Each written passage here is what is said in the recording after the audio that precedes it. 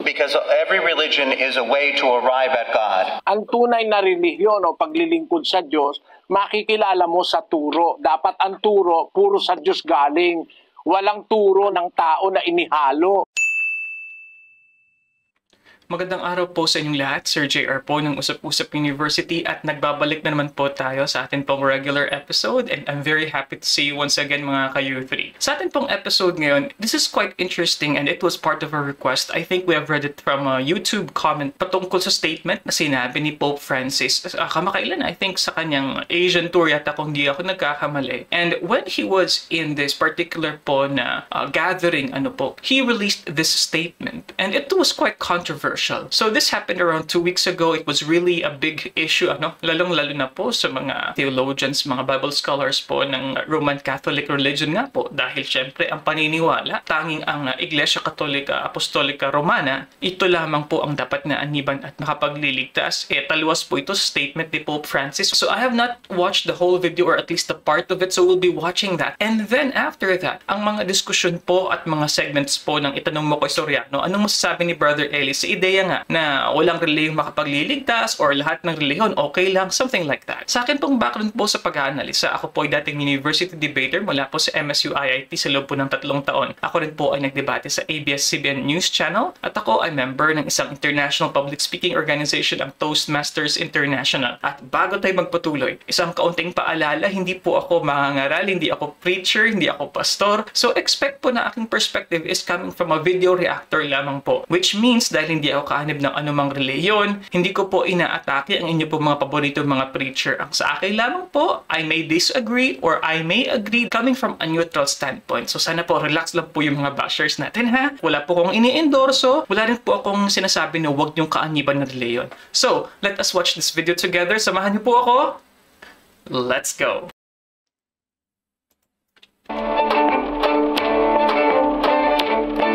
On this final day in Singapore, September 13th, concluding his trip to Asia and the Pacific, Pope Francis spoke to young people at an interreligious gathering. Tutte le religioni sono un cammino per arrivare a Dio. Because every religion is a way to arrive at God.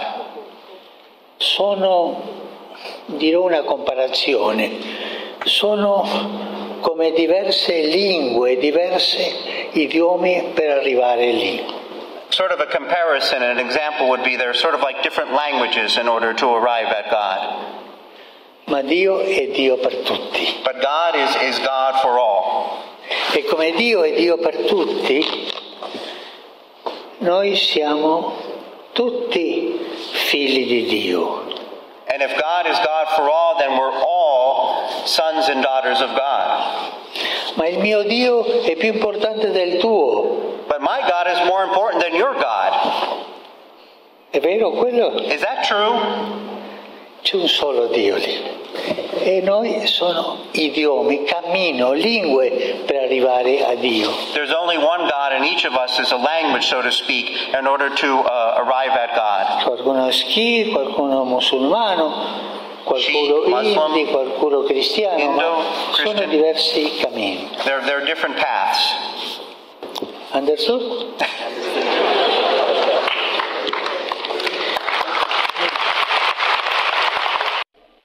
At connected. Understood?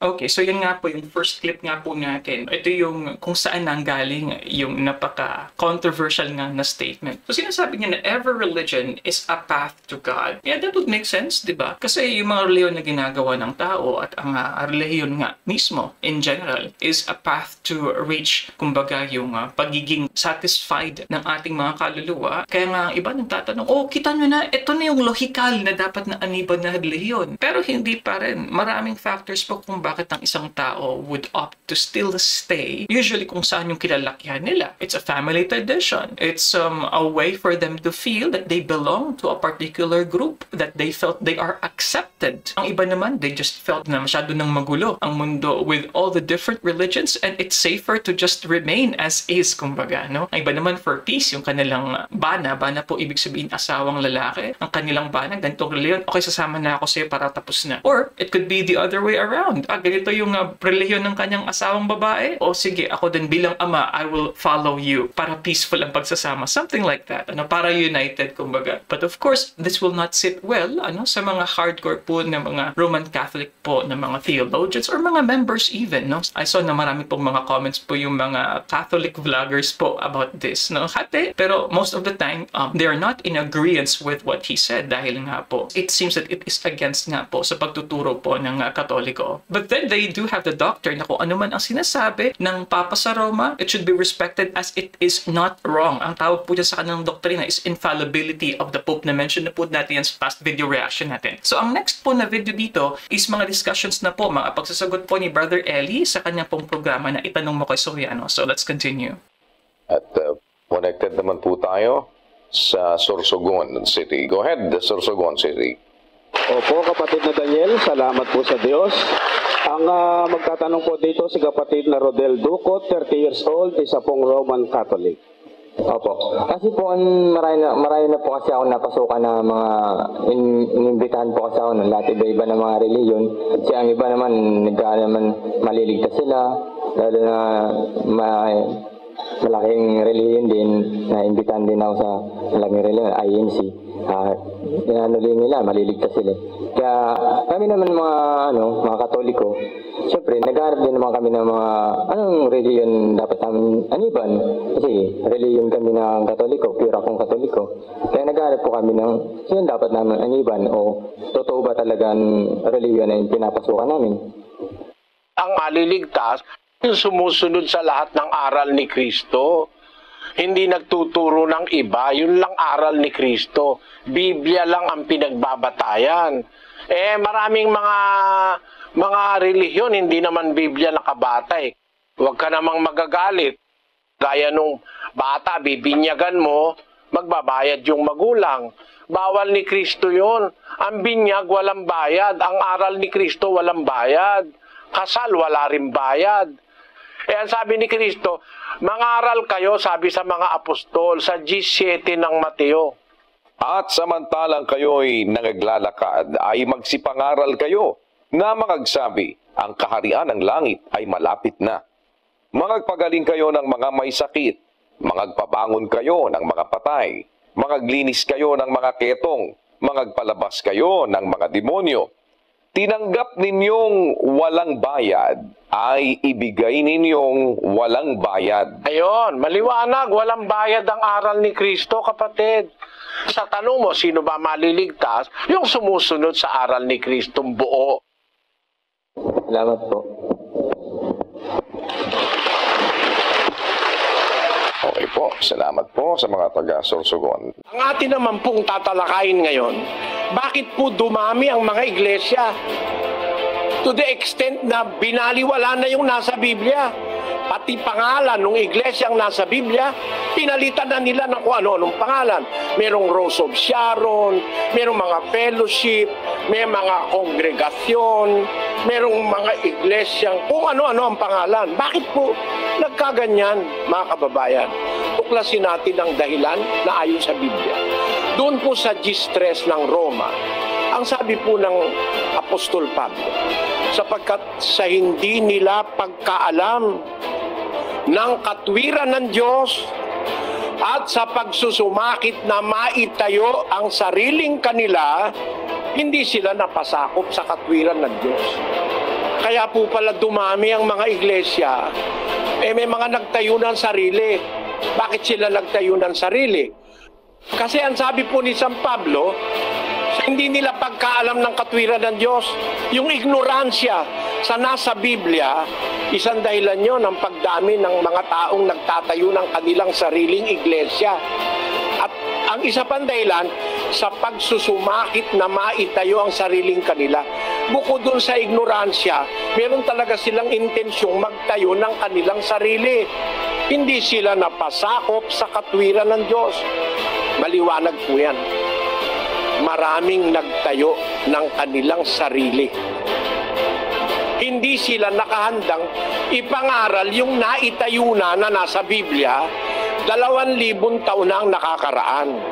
Kaya kung titignan nyo, ang Mormons itinayo ni Joseph Smith. Church of Jesus Christ of the Latter-day Saints, almost 200 years ago. Itinayo noong 1830 doon sa Fayette, New York, United States. Ang nagtayo si Joseph Smith. Tinatanggap naman nila na ang founder nila si Joseph Smith. That's the irony of it. While they are claiming that they are the true church, they accept that it was Joseph Smith and his cohorts organized or founded the Church of Jesus Christ of the Latter-day Saints. Ito hindi para atakihin ang Mormons, kundi para ipakita sa inyo, nagtayo sila. Si Ginoong Manalo nagtayo rin, nandun sa kanilang rehistro sa Bureau of Commerce nung araw. Ang sabi nila doon, that the founders of this association are the following: Felix Manalo residing in Taguig, Atanasio Morte, Felicissimo Inocencio, etc. Sino nagtayo? Si Manalo. Hindi yan yung nasa Biblia. Kung yung nasa Biblia, di mo naman kailangan itayo. Natayo na nga yun 2,000 taon na nakakaraan. Bakit naman meron sa Batista? Itinayo naman ni Ellen G. White. Nasa libro nila yan. Inaamin nila yan sa page 224 nung librong tinatawag na Seventh-day Adventist Believe. The gift of prophecy was active in the ministry of Ellen G. White, one of the founders of the Seventh-day Adventist Church. I do get the point ni Brother Eli dito na kumbaga it was founded by a human person. Kumbaga, yung sa Mormons, yung sa Iglesia ni Cristo, heto po, sa SDA naman po. But then again, these churches could also say, ang ating talagang founder, say Jesus Christ, or it was founded by God, and nalagay lang nila na founder kasi nagpasimula nga ng kanilang pinaniniwalaan, which is a church established in our time, something like that. Pwede naman po nilang sabihin na, kumbaga, sila yung tumulong, nag-usher in ng ganitong paniniwala, pero kami ay nakianib lang din sa kay Jesus Christ nung panahon, something like that. Kasi ang aming binabasehan, hindi naman yung founder, kundi ang kanilang mga pangaral na nakabase. Pwede po bang ganun, mga ka-youth? Because my perspective is, most of these religions could also claim that they were not founded like on what is reflected on the SEC, for example, na registration, kundi they would just be saying that that's just a legal requirement, and really, ang kanilang founder talaga is si Jesus Christ, or God for that matter. We are still Bible-based, something like that. Nakita nyo? Tayo ni Ellen G. White yan. At marami pang iba, mga kababayan. Kaya kung tayo ngayon nag-iisip ng marapat ayon sa Biblia, tayo pala ng tao yan Ba't ka naman sasama dyan? Yan ang katuparan nung sinabi ng Apostol Pablo, sa hindi nila pagkaalam ng katwiran ng Diyos at sa pagsusumakit na maitayo ang sariling kanila, hindi sila napasakop sa katwiran ng Diyos. Tayo ng tao yan, mga kapatid, hindi yan tayo ng Diyos. Sa Biblia po, ang kailangan ng may tayo ang Diyos. 127, uno ng awit. Ang sabi po ng talata, malibang itayo ng Panginoon ang bahay, walang kabuluhang nagsisigawa ang nagtatayo. Maliban pala ang Diyos ang magtayo ng bahay, walang kwenta yung itinatayo mo. Anong bahay yan? Bahay bang literal yan na ang Diyos lang ang dapat magtayo? Basahin natin ang 1 Timoteo 3:15.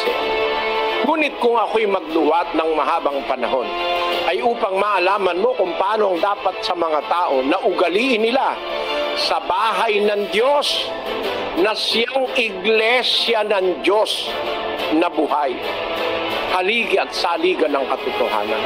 Ang bahay pala na ang Diyos lang ang may karapatang magtayo ay ang iglesia ng Diyos.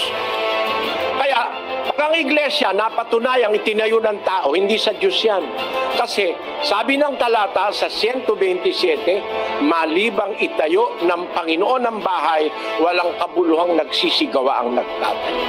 Ang susunod po nating tatalakayin, yung mga iglesyang itinayo ng mga tao dahil sa hindi pagkaalam ng katwiran ng Diyos o ng iglesyang talagang nakasulat sa Biblia. Abangan nyo po.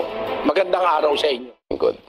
Ang magtatanong po ay si kapatid na Gabriel Natividad. Isa po siyang Katoliko, Kuya Daniel. Magandang gabi po. Ang katanungan ko po ay bakit po dumami ang mga reliyong Kristiyano ngayon katulad po ng Katoliko, Iglesia ni Cristo, Iglesia ng Diyos, Born Again, at marami pa po, at bakit din po nagkahiwalay ang mga ito? Kung sa Biblia natin titignan, kapatid, ang pagkakahiwa-hiwalay dahil sa ang mga tao minsan wala silang yung tinatawag na contentment. Hindi sila kontento. Merong hinahanap ang isa't isa na pagka hindi nakita doon sa kanyang kinaroroonan, hihiwalay siya, hahanap siya. Basahin natin ang 18:1 ng Kawikaan. Ang humihiwalay ay humahanap ng sarili niyang nasa at nakikipagtalo laban sa lahat na magaling na karunungan. Yun. Yung humihiwalay, sabi ng Diyos, ang Diyos kasi nakakaalam ng kaisipan, ng puso ng tao. Yung nanwikang humihiwalay, humahanap yun ng kanyang sariling nasa. Pero siyang gusto na sarili, hindi niya makita doon sa kanyang sinasamahan, hihiwalay siya. Tapos makikipagtalo siya doon sa kanyang hiniwalayan. Yan ang sinasabi na dahilan ng Diyos kung bakit nagkakahiwa-hiwalay ang tao. At ang nag-i-insinuate o ang nagiging promotor o pinagmumula ng pagkakahiwa-hiwalay, yan ay ang kaaway ng Diyos na si Satanas. Ang gusto kasi ng Diyos, ang tao magkaisa-isa sa mabuti. Ang ginagawa ni Satanas, gumagawa siya ng dibisyon. Pinagpapaksyon-paksyon niya, nagkakahiwa-hiwalay, nag-aaway-away ang mga tao, nagkokontrahan sa isa't isa. Kawain ni Satanas yun. Santiago 3:16-15. Sapagkat kung saan mayroong paninibugho at pagkakampi-kampi, ay doon mayroong kaguluhan at lahat ng gawang masama. Hindi ito ang karunungang bumababa mula sa itaas, kundi ang nauukol sa lupa, sa laman, sa diablo. Ayon, sa diablo yun. Kung asan yung sinasabi ni Santiago na paninibugho, kampi-kampi. Yung kampi-kampi, grupo-grupo yun eh. Pagkakahiwa-hiwalay ng tao. Kung asan ang wika yung mga ganon, kampi-kampi, paninibugho, nandoon ang kaguluhan at ang lahat ng gawang masama. Yan ang pinanggagalingan ng mga sari-saring kasamaan, dayaan, kasamaan, siraan, at saka yung gera, kampi-kampi, kaguluhan, mga paninibugho, mga pagkakaalit. Yang lahat ng yan, nandyan ang lahat ng gawang masama. Pag-isip ka na ng lahat ng gawang masama, nandoon sa mga taong nagkakampi-kampi, naninibugho, at saka mga nagkakagulo-kagulo.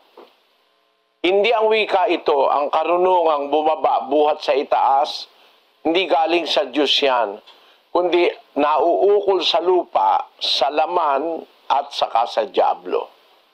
So, ang diablo, ang promotor, siya ang ugat ng lahat ng pagkakagulo dito sa lupa. Siya ang gumagawa na ang tao magkaroon ng pag-aaway-away, pagtatakwil sa isa't isa, pagkakampi-kampi. Samantalang ang gusto naman ng Diyos, ang tao ay magkaisa. Para sa Diyos, yung nasa 133:1 ng awit, basahin natin. Masdan ninyo na pagkabuti at pagkaligaya sa mga magkakapatid na magsitahang magkakasama sa pagkakaisa. Ang gusto ng Diyos, ang mga magkakapatid, magsitahang magkakasama sa pagkakaisa. Pagkaisa-isa. Pero merong mga tao katutubong ayaw ng kalooban ng Diyos. Ang gusto nila, yung pagkaroon sila ng kalayaang gawin, yung sarili nilang gustong gawin, at kahit na yun ay masama. Kaya ang nangyayari, nagkakahiwa-hiwalay. Merong pagkakampi-kampi. Merong pagkakabaha-bahagi. Ang sabi sa English, divisions. No? actions. Ayun na, and confusion, strife, envying, sa iba-ibang sali ng Biblia, mababasa natin yon na ang dahilan ng lahat ng kasamaan sa lupa ay yung pagkakabahagi, pagkakampi-kampi, na hindi nagkakaisa ang mga tao. Meron kasi tayong dapat na pagkaisahan, mga kapatid. Pero ayaw nung iba doon sa mabuti. Ayaw nila nung matuwid. Ayaw nila nung fair. Gusto nila lamang sila. Kung gusto nila minsan ay wag silang naaagrabyado. Ang gusto nung iba, ayaw nila na mauutusan sila o mapapailalim sila sa kanino man. Doon na nag-uumpisa ngayon yung strife, yung paglalaban-laban at pagkakampi-kampi. Iyan din ang dahilan kung bakit dumami ang mga relihiyon sa ating panahon. Hindi lang naman ang relihiyong sinasabi na Kristiyano, no? Kasi yung tunay na Kristyanismo, hindi dapat magkahiwa-hiwala yun eh. Kaya nagkahiwa-hiwalay. Maraming nagsasabi na sila'y Kristiyano pero hindi talaga Kristiyano. Talagang pahulugan ng salita sa Kristiyano, hindi pwedeng magkahiwa-hiwalay eh. Pero bakit ganon? Mahigit na 100 ang Baptist Church. Kung titignan mo sa buong mundo, mahigit na 100 ang Baptist Church. Pare-pareho silang Baptist. Pero merong Southern Baptist, may Conservative Baptist, may Modern Baptist, may United Baptist, etc. Bakit nagkaganon? Iba-iba sila ng leader, iba-iba sila ng paniniwala. Ganon din yung Katoliko, no? Dati magkasama ang Katoliko at saka yung Church of England. Nung hindi magkasundo yung mga taga-Inglaterra, humiwalay sila sa Katoliko. Meron pang isang humiwala, yung mga tinatawag ngayon na Orthodox Catholicism. Yun ang nangyari sa kasaysayan.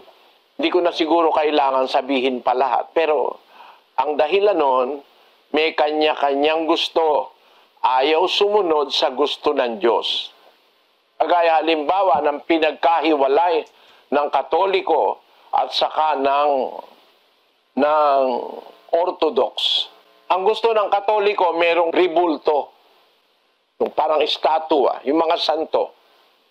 Ang gusto ng Orthodox, walang santo. Walang estatwa. Gusto nila retrato lang. Kasi ang nasa Biblia, huwag kang gagawa ng larawang inanyuan. Sculptured na imahin ng anumang bagay na nasa langit, nasa lupa, nasa ilalim ng lupa. Huwag mo silang didiyosin, huwag mo silang sasambahin. Kaya tumutol ngayon ang Orthodox doon sa Katoliko. Kasi ang Katoliko, marami silang mga ribulto, mga estatwa. Isang maliit lang na punto, naghiwalay na. Ganon din yung Protestante. Nang humiwalay sa Katoliko, ang Protestantismo, may mga sinasabi si Luther, si Martin Lutero. Si Martin Lutero ang nag-umpisa ng Protestantism. Tutol siya sa ginagawa ng Papa sa Roma na nagbebenta ng kapatawaran. Indulgence. Sinatawag nilang selling of indulgences. Ayan pakinggan mo ha. Ito ang record na nasa history. Basahin natin ang kasaysayan. Bakit nahiwalay si Luther, isang paring Katolikong Aleman, sa mainstream Catholic Church. Kaya bumangon ang Protestantismo. Basahin natin, kapatid na Daniel. Luther was ordained to the priesthood in 1507.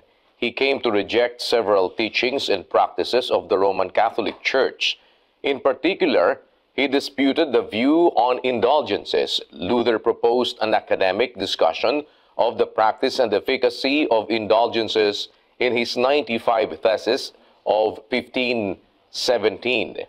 Excommunication on June 1520. The Pope warned Luther with the papal bull edict Exsurge Domen that he risked excommunication unless he recanted 41 sentences drawn from his writings, including the 95 Theses, within 60 days. That autumn, Johann Eck proclaimed the bull in Meissen and other towns. Karl von Miltitz, a papal nuncio, attempted to broker a solution, but Ruther, who had sent the Pope a copy of On the Freedom of a Christian in October, publicly set fire to the bull and decretals at Wittenberg on 10 December 1520, an act he defended in Why the Pope and his recent book are burned and assertions concerning all articles. As a consequence, Luther was excommunicated by Pope Leo X on January 3, 1521 in the bull Dicet Romanum Pontificem. Ang kasaysayan ni Luther, ang Papa mismo ang nagtiwalag sa kanya kasi marais siyang mga sinasabing laban sa Katoliko, ay sabi ng Papa, bawiin mo yan, 41 bagay ang ipinapabawi ng Papa sa kanya. Hindi niya binawi. Sumulat ngayon yung Papa na sabi, bawiin mo. Hindi binawi, sinindihan niya yung sulat. Tapos ay nagdeklara siya na laban siya doon sa mga ginagawa ng mga Katoliko, bagaman dati siyang paring Katoliko. At ayun, gumawa ang Papa Leo X on January 3, 1521, the bull Dicet Romanum Pontificem. Iwalag siya. Doon nag-umpisa ngayon ang protestantismo, kapatid. Siguro yung iba, hindi naman nila napapagtuunan ng pansin, ano. Pero kaya humiwalay si Luther sa Katoliko, marami siyang napupuna na mga maling ginagawa sa Katolisismo. At hindi siya para manira kasi pari rin siya. Para lang yung ating mga pari dito sa Pilipinas noong araw na kinagalitan ng mga prailing pari na sumakop sa atin. Nung pumunta sila rito sa Pilipinas, yung mga praile, yung mga Espanyol na pari. Galit sila sa ating mga paring, pagaman sila pari ring Katoliko, siguro meron silang nakikitang hindi tama. Of course. Nagsasalita sila ng hindi nila gusto. Ayan, pinatay yung 3 pari una, yung Gombursa, si Padre Gomez, Burgos at Zamora. Mga paring Katoliko yan. Ipinapatay nila yan. Tapos meron pa sa Cavite, yung tinatawag na 13 martires, 13 mga martir na pinapatay ng gobyerno Espanyol na Katoliko sa Pilipinas. Yan, baka ngayon sa ating panahon, wala nang nakakaalam ng mga kabataan ng istorya noong pagpapatay. Kagaya ni Jose Rizal na ating pambansang bayani, ipinapatayan ng gobyerno Katoliko na noon ay nakakapaghari sa Pilipinas. Ang dahilan kasi si Rizal nagsulat ng Noli Me Tangere at ng mga iba't ibang aklat na bumabatikos sa paniniwalang Katoliko. Yung El Filibusterismo at saka yung Noli Me Tangere. Na diyan sa aklat ng Noli Me Tangere, sinasabi ni Rizal, hindi totoo yung aral ng Katoliko na purgatorio. Wala yun sa Biblia. Doon sa pahina 72 ng Noli Me Tangere, ay kanyang ipinaliliwanag na hindi totoong mayroong purgatorio. Kaya nakagalitan siya ng mga pari. Kasi siguro hindi nila mapatunayan talagang may purgatorio. Kanya ng mga nangyayari. Kaya ang mga relihiyon, hindi pwedeng magkaisa-isa talaga. Meron kasing mga tao, ayaw talaga sa totoo. Ayaw. Sa 3:19 ng Juan, ang sabi ganito. At ito ang kahatulan na naparito ang ilaw sa sanglibutan at inibig pa ng mga tao ang kadiliman kaysa ilaw sapagkat masasama ang kanilang mga gawa. Mga tao ayaw ng ilaw, ayaw ng liwanag. Mas gusto pa nila yung dilim. No? Spiritual, pati sa literal, tama yan eh.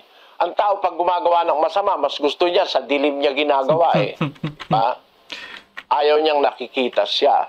So sinasabi po ni Brother Elim na marami po yung mga masama po ng mga tao, ginagawa nila yung kanilang kasamaan sa gabi. Tama po yan. At in fact, sa atin pong batas, kapag ang isa pong krimen ay ginawa ng gabi, and naging successful nga yung paggawa ng isang krimen, at ito ay naka-usher in the use of cover of the night, yan po ay nakaka-add po sa punishment po ng particular na tao. Dahil nga po, kanya ginrab yung opportunity na gumawa ng kasamaan sa dilim, sa gabi. Mga ka-youth, gusto ko lang po sabihin, dahil medyo pinatagal po natin ng kaunti bago po tayo magbigay ng input. 3 reasons why marami ang mga nasisulputan po ng mga reliyon according sa sinabi ni Brother Eli. Una is because of purely ignorance. Ignorante lang talaga, hindi alam yung totoong aral. Number 2 is yung own, pagkakaroon ng sariling desire sa sariling reliyon, sa sariling paniniwala. And number 3, ang pagiging hindi kontento sa kung ano yung sinasabi ng Biblia, or maaari na kung ano yung kanilang unang pinaniwalaan. They're not content with it, so they would establish their own. So, I'm very curious kasi kung titingnan natin, Martin Luther, Katoliko na naging Protestante, di ba? Noong 1517,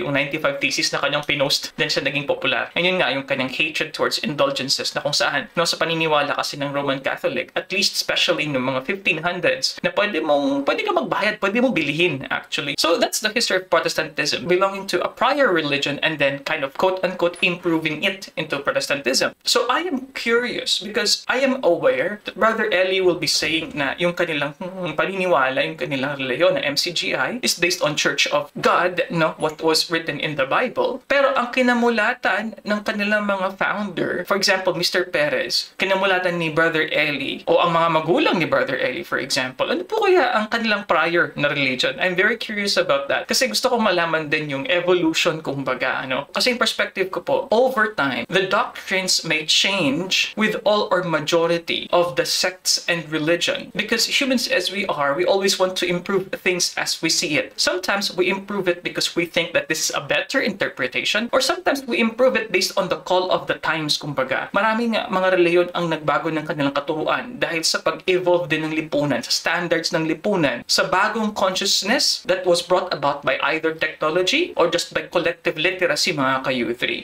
Ngayon, ganun din naman yung sa spiritual. Meron tao, ayaw talaga ng totoo. Gusto nila yung hindi tama. Gusto nila yung mali. Yan hindi katakataka yan. Nasa 5:20 yan ng Isaias. Pakinggan nyo. Sa aba nila na nagsisitawag ng mabuti ay masama, at ng masama ay mabuti, na inaaring dilim ang liwanag, at liwanag ang dilim, na inaaring mapait ang matamis, at matamis ang mapait. Mga tao baliktad ang gusto eh. Yung matamis, yun ang sa kanila ay mapait. Yung mabuti, yun ang masama sa kanila. Yung dilim, yun ang sa kanila ay maliwanag. Baliktad. Meron ganun mga tao. Paano mo ngayon yun kukumbinsihin na makipagkaisa doon sa talagang liwanag? Para sa kanila, yung liwanag, yun dilim. At yung dilim may liwanag. Yan ang dahilan, kapatid. Kaya ngayon, yung nagsasabi, ba't hindi ka magkaisa-isa mga relihiyon? Ako rin, di ako makikipagkaisa eh. Kahit sabihin mo, makipagkaisa, o kaya patayin mo na ako. Payag na lang ako mamatay kaysa makipagkaisa ako, na lumuhod ako sa kahoy. Sabi kasi ng Diyos, huwag luluhuran yung mga kung ano-ano na yan na niluluhuran ng mga tao. Mayroong niluluhuran bato, niluluhuran kahoy, mga precious metal, kagaya nung estatwa ng Buddha sa Thailand, ay napakalaking estatwa, puro ginto yun. Napakamahal nun yung estatwa ni Buddha. Niluluhuran nila yon. Ang halaga nun, $250 milyong. Ang kilo nun ay 5,500 kilogram. Mahigit na 5 tonelada na ginto. Nandun sa Bangkok, Thailand. Lumuluhod ang mga tao ron kay Buddha. Siguro, kung sasabihin mo, magkaisa-isa. Ayokong lumuhod kay Buddha. Kasi, tao rin yun, ba't ko luluhuran yun? Nagtataka lang ako sa Katoliko, Bakit, kagaya mo, kapatid na Gabriel, Katoliko ka, lumuluhod ka rin sa mga ribulto di ba? Di mo naman maikakaila sa akin yan. Bawal ng Biblia yun Naluluhod ka, hindi naman Diyos yun. Kahoy yun, bato yun, simento, ribulto yun, luluhuran mo. Miski tignan mo sa Biblia, miski tignan mo sa Pasyong Katoliko, Hindi dapat luluhuran yun.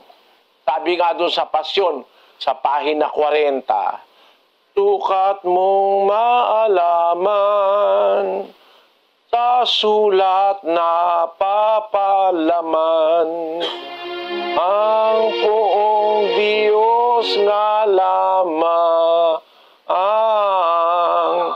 siyang dapat naluhuran at sambahin gabit araw. Ayun, nasa Pasyon yan, kapatid. Sinulat yan ni Padre Mariano Pilapil. Kinakanta yan ng Katoliko pag mahal na araw. Bakit naman kasi yung Pasyon na yan, hindi nyo iniintindi? Yung ibang bahagi ng Pasyon, kinopya yan sa Biblia.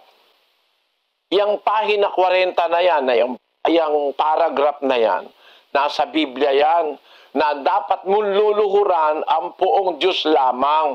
Pag sinabi yung salitang lamang, wala ka ng ibang dapat pang luhuran. Ang Diyos lamang ang dapat niluluhuran. Lumuluhod ka sa elepante, lumuluhod ka sa baka, lumuluhod ka kay Buddha, sa tao, lumuluhod ka sa anghel, lumuluhod ka kung kani-kanino. Tinan mo naman dito, lumuluhod pati nga sa ahas at sa daga, lumuluhod itong mga Bombay na ito. Kung sasabihin mo sa akin, ba't hindi na lang magkaisa-isa, kapatid na Soriano? Ayoko na, kayo na lang. Kaya ako luluhod sa ahas, tukain pa ako niyan. No? May lumuluhod sa ahas. Ba't ka luluhod sa ahas? Ba't ka luluhod sa baka? Imbis na kainin yung baka, niluluhuran. Ang baka binigay ng Diyos para kainin ng tao, makatulong ng tao, maging pagkain. Ang ginawa nitong mga Bombay na ito, na mga Hindong ito, sinamba ba naman yung baka? Meron pa nga ako nakita nung araw habang nakaluhod siya sa baka, tumain naman yung baka. Biglang tumain, pumuslit. Sabi ko, yan ba ngayon ang gagawin mong Diyos? Bastos, walang moral. Kasalukuyan mong niluluhuran, tapos tumae. Buti hindi sa mukha niya tumae, no? Yan masasabi natin, kapatid, huwag kang magagalit, kalukuhan yan kalukuhan. Luluhuran mo, taong kapwa mo tao. Si San Pedro, luluhod ka. Kay Santa Maria, luluhod ka. Luluhod ka kay San Pablo, kay San Juan. Tao rin yun, kapareho lang natin yun. Yung talagang Pedro, lumuhod si Cornelio. Ayaw ni Pedro, pinagbawalan niya si Cornelio Basahin natin ang 10:25 ng Gawa. Pakinggan nyo. At nangyari na pagpasok ni Pedro ay sinalubong siya ni Cornelio at nagpatira pa sa kanyang paanan at siya'y sinamba. Datapot itinindig siya ni Pedro na sinasabi, magtindig ka, ako man ay tao rin. Tao rin ako, sabi ni Pedro. Ito yung Pedro'ng buhay yung apostol nung araw. Sinalubong ni Cornelio, lumuhod siya, sapagkat yung pagluhod, pagsamba yun Pagka lumuhod ka, tantamount, sinasamba mo. Ang nangyari, sabi ni Pedro, tumindig ka, tao rin ako, ano ka? Yun. Sa Diyos ka lang dapat lumuhod. Nasa 4 yan ng Mateo, versikulo 10. Nang magkagayoy sinabi sa kanya ni Jesus, humayo ka, Satanas, sapagkat nasusulat, sa Panginoon mong Diyos sasamba ka, at siya lamang ang iyong paglilingkuran. Kasi sabi ni Satanas sa Panginoong Jesus, lumuhod ka sa akin, pagpatira pa ka sa akin, bibigay ko sa iyo lahat ng kayamanan sa mundo. Sumagot ang Panginoong Jesus, humayo ka, Satanas, sapagkat nasusulat, sa Panginoon mong Diyos sasamba ka, sa Kanya ka lang luluhod, siya lang ang iyong paglilingkuran. Huwag kang luluhod sa iba. Nakasulat yun sa Deuteronomio. Huwag kang gagawa para sa iyo ng larawang inanyuan, kawangis ng anumang anyong nasa itaas sa langit, o nasa ibaba sa lupa, o nasa tubig sa ilalim ng lupa. Huwag mong yuyukuran sila. Thou shalt not bow down thyself unto them. Huwag mo silang luluhuran. Kahit sino pa, huwag kang luluhod. Itong mga lumuluhod sa tao, kunyari sa Diyos daw sila, lumuluhod sa tao. Ba't ka luluhod? Bawal nga Yung totoong Pedro, ayaw nga paluhurin si Cornelio eh. Si Pablo rin at saka si Apostol Bernabe, dalawang apostol sa Hintil, luluhuran sila ng mga taga-talikaw niya. Luluhod sa kanila. Ang ginawa ni Pablo at ni Bernabe, inalis yung damit nila, nagtatakbo. Ba't nyo ginagawa yan? Mga tao rin kami, nagsisisigaw sila. Huwag nyong gawin yan, huwag kayong magsiluhod sa amin. Tao rin kami, sabi ni Pablo. Pinakita niya yung kanyang katawan na hubad. Pinapak nila yung kanilang kasuotan para ipakitang tao nga rin sila. Kasi gusto silang sambahin nung mga taga roon. Ngayon, ang punto ko, kapatid na Gabriel, mga apostol mismo na nagmimilagro, naghihimala, ayaw silang paluhod. Sabi nila, tao rin kami. Pagkatapos ngayon, ginawa mo ng ribulto, kahoy. Kahoy naman luluhuran mo ngayon, pagpoprosesyon mo pa. Lalo namang mali, kung yung talagang buhay na apostol, ayaw paluhod. Ito ba namang kahoy lang na ito? Binihisan lang ng parang tao, iluluhuran mo. Sabi ng pasyon, babalik tayo. Sukat mong maalaman sa sulat na papalaman ang poong Diyos nga lamang, walang iba, siyang dapat naluhuran at sambahin gabit araw. O ngayon, yayayain mo ako sa Katoliko, makikipagkaisa ako sa inyo. Hindi ako papayag. Ayoko kasi lumuhod sa tao. Bawal ng Biblia yan. Kaya dyan, ang kapatid na Gabriel, yan ang mga dahilan kaya nagkahiwa-hiwalay na ang mga relihiyon. Pero kami, hindi kami humiwalay kahit kaninong relihiyon nakatutubo. Kami ay naging kaanib sa Iglesia ng Diyos sa panahon ng kapatid na Nicolas Perez. At nung mamatay si kapatid na Nicolas Perez, nagkaroon din ang pagkakahiwa-hiwalay. Ang aming panig na ito, nagpatuloy kami doon sa pagsunod sa sinasabi ng Biblia. Kasaysayan na yan ang relihiyon sa lupa. Talagang nagkakahiwa-hiwalay. Ang Protestantismo nagkahiwa-hiwalay din. Merong Baptist, merong Fundamentalist, merong Seventh-day Adventist, merong Mormonism, merong Jehovah's Witnesses. Ang dami. At ang talagang dahil niyan, ayon sa Biblia, nagkanya-kanya. Ayaw kasing sumunod doon sa talagang kagustuhan ng Diyos. Sana naunawaan mo, kapatid na Gabriel. Maraming salamat po. Salamat din. Sana tuloy kang makinig, kapatid, na anyayahan kita. Magsasagawa kami ng pag-aaral ng aral ni Kristo, yung mga turo ni Kristo, mga utos, may bawal ba o wala bang bawal, lahat ng yon pag-aaralan namin. Nanyayahan kita, kapatid na Gabriel. Balik ka. Huwag ka magagalit pag nagsasalita ako. Palagay mo, yung sinasabi ko, mali. Hindi, huwag mong tanggapin, palagpasin mo lang. Pero baka naman yung sinasabi ko, tama, nasa Biblia. Tignan mo, suriin mo, no?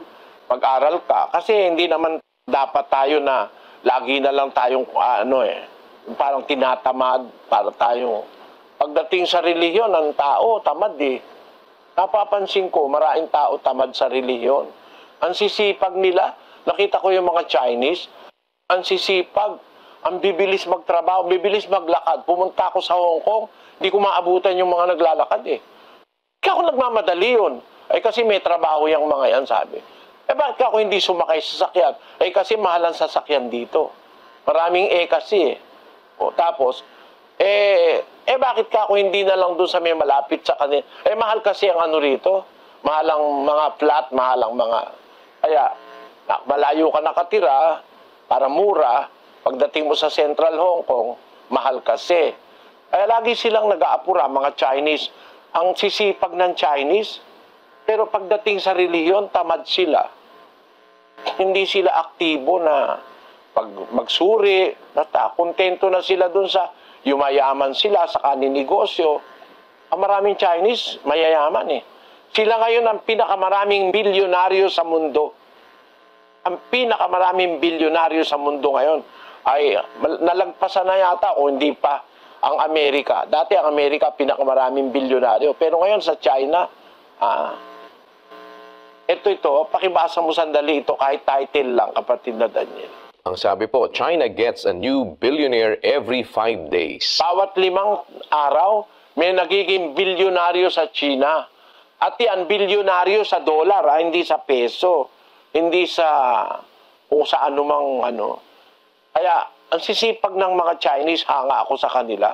Kaya lang, ba't pagdating sa relihiyon, parang wala silang oras. Ganon din, mga Pilipino, ganon din eh. Basta kontento na tayo sa ating mga relihiyon, hindi na tayo nagsusuri. Kung niloloko na tayo, dapat nagsusuri tayo. Yan ang, kaya inaanyayahan ko kayo, mga kababayang, bisita natin ngayon, saan man kayong lugar naroon. Mag-uumpisa kami ng isang pag-aaral ng katuruan ni Kristo, mga utos, mga dapat gawin, mga bawal gawin, lahat ng aral ni Kristo. Sana po makadalo kayo. Of course, this could be probably an older po na data. And I think yung kinunan po nila is a bit sensationalized na every 5 days magkakaroon ng bilyonaryo. What we know po from the current data, at least siguro from Forbes, for example, sa Amerika pa rin naman po ang pinakamarami mga bilyonaryo. Pero the truth remains, though, na yung mga Chinese po talaga, iba po ang kanilang work ethic. Pero that begs us the question, sinabi ni Brother Ellie na yung mga Chinese po ay very busy. They offer their life for their work. They work so hard. Hence, tamad ng magsuri at magbigay ng effort sa religion. Ngunit nasabi din ni Brother Elian sa Pilipinas, marami din ang hindi nagsusuri. Marami na rin ang tamad na mag-effort sa religion. Ang tanong dyan is, saan napupunta yung ating effort? Saan napupunta yung ating time sa Pilipinas? Natamad naman pala tayo magsuri in general. Ano yung ating mga naging priority, mga ka-youth? So please comment below ano pong masasabi nyo dyan. Saan po kaya ang prioridad ng isang typical na Filipino? Sige, kapatid na Gabriel, salamat sa iyong pagdalo. Kapatid na Daniel. Opo.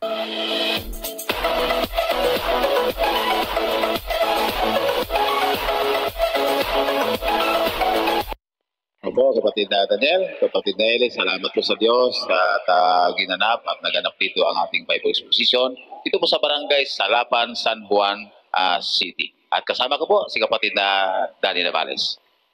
Salamat po sa Diyos, kapatid na Eli at kapatid na Daniel. Mula po dito sa San Juan, ang magtatanong po ay isang kapatid natin na bisita, si kapatid na Liliosa Kainggoy, isang Katoliko ng Santa Mesa. Ito na po siya. Ano po namin malaman, ang Church of God ay totoo po bang? Ay tunay na reliyon?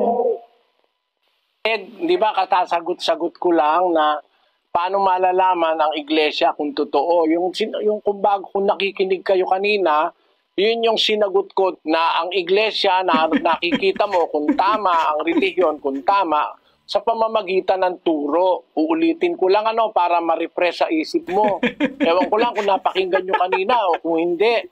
Kasi pagka uulitin ko na naman ang sagot sa parehong tanong, naku po, maiinip yung iba nating mga kababayan. Ang tunay na relihiyon o paglilingkod sa Diyos, makikilala mo sa turo. Dapat ang turo, puro sa Diyos galing. Walang turo ng tao na inihalo. Wala siyang sangkap na turo ng tao. Dapat puro sa Diyos. Yung 7:17, pakiulit nga natin, kapatid na Daniel. Kung ang sino mang tao ay nag-iibig gumawa ng kanyang kalooban, ay makikilala niya ang turo kung ito'y sa Diyos o kung ako'y nagsasalita na mula sa aking sarili. Turo, doon mo makikita yung sa Diyos. Kaya inaanyayaan kita, kapatid na Liliosa, makinig ka nung aral ng doktrina. Yung turo, yun ang magpapatunay pag ang isang relihiyon ay sa Diyos o hindi.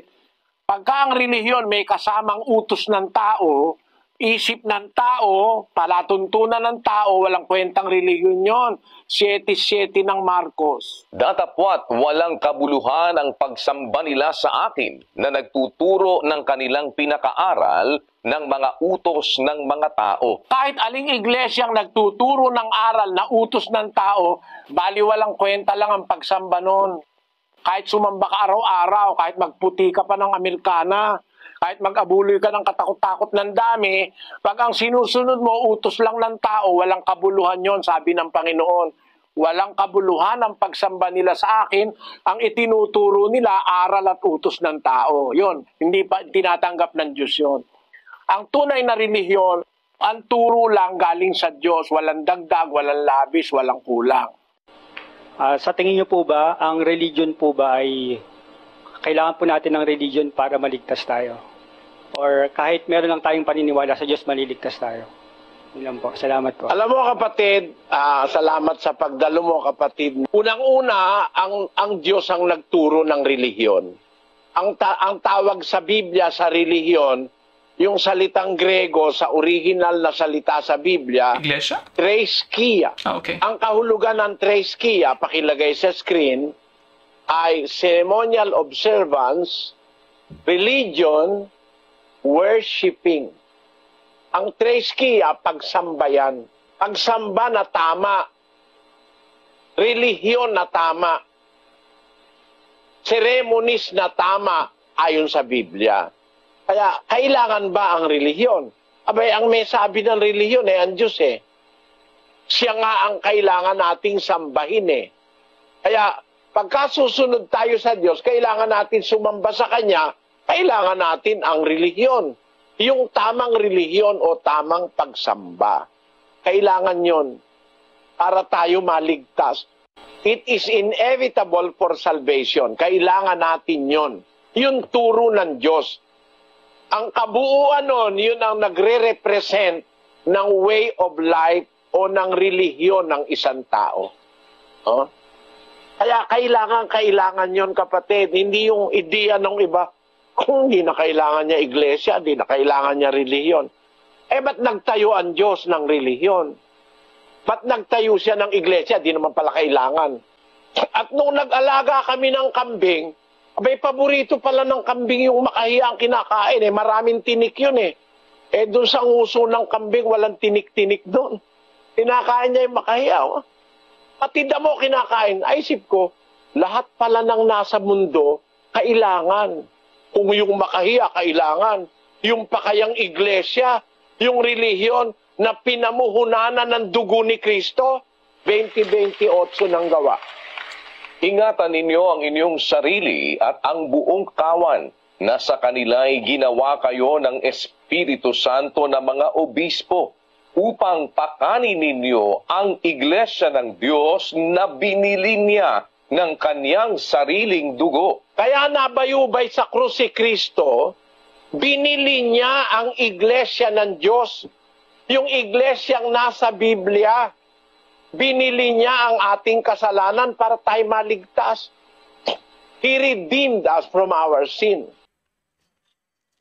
Okay mga ka-youth, so dyan po tayo nagtatapos sa ating episode ngayon. Ayan, ano pong masasabi nyo sa mga supporters po ng MCGI at supporters po ng the late brother Eli Soriano, Bitin? Ayan, sigurado po ako dyan sa comment section. Ang ating pong episode ngayon is a combination, of course, of Itanong Mo Kay Soriano episodes in some parts, I think, of Bible exposition. And then, very cute din yung nagustuhan ko yung sa may last part, yung merong animation. That was really nice. Ito po ay in response po sa news po, no? International news about religion. About around maybe 2 weeks ago, yung September, middle of September, yung sa statement nga ni Pope Francis patungkol sa sinasabi niya na all religions daw are paths to God. So as if implying that there's only one God and no matter what you use, parang kumbaga sa linggo, yun nga yung kanyang analogy language, na you could still get the divine way of communicating using different languages. So ganun din na maraming iba't ibang mga sekta, mga reliyon, and all these are paths to God, din po ang sabi. And syempre, as expected, marami pong umalma. Hindi lamang po sa mga Katoliko po, thinking na that might be dangerous. Kasi kung isipin din natin, kung lahat naman pala ng reliyon ay sa Diyos, di ba? Paano yung iba na hindi sa Diyos? Na obvious na hindi sa Diyos. So, pwede tayong mapahamak. And yun nga yung sinasabi ni Brother Eli kanina na kahit daw na i-convince siya na lumuhod sa isang hayop, sa isang baka, for example, he will never do it. Or luluhod sa isang sculpture na gawa lamang, nanlililok lamang ng tao, yung mga rebulto nga po. So very interesting sa akin dahil Brother Eli, of course, was able to explain in detail yung reason bakit nagkaroon ng pagkakaiba-iba ng mga reliyon. I believe there are some other videos pa po patungkol po dito. So